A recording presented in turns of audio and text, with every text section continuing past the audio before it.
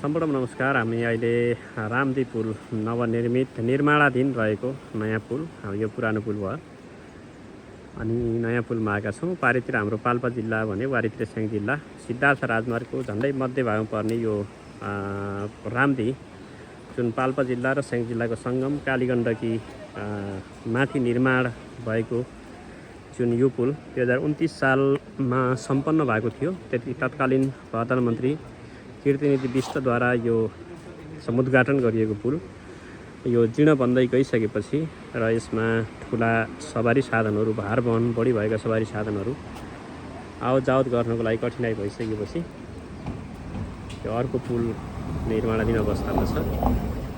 सम्भवतः 2-3 महिनामा यो पुल निर्माण कार्य सम्पन्न हुने कुरा हामीलाई जानकारी प्राप्त भएको थियो।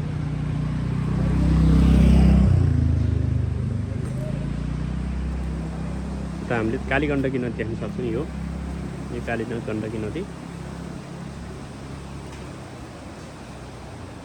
मुक्तिनाथ र दामोदरकुण्डबाट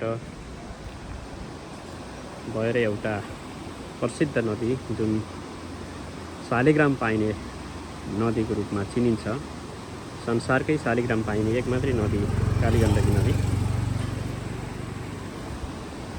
हामी तपाईँहरूलाई देखाइरहेका छौँ। त्यस्तै एउटा धार्मिक महत्त्वपूर्ण स्थल सिद्धको गुफा, सिद्ध मन्दिर हामी देखाइरहेका छौँ। त्यसपछि हामीले करिडोर देख्न सक्छौँ। हाम्रो यो कालीगण्डकी करिडोर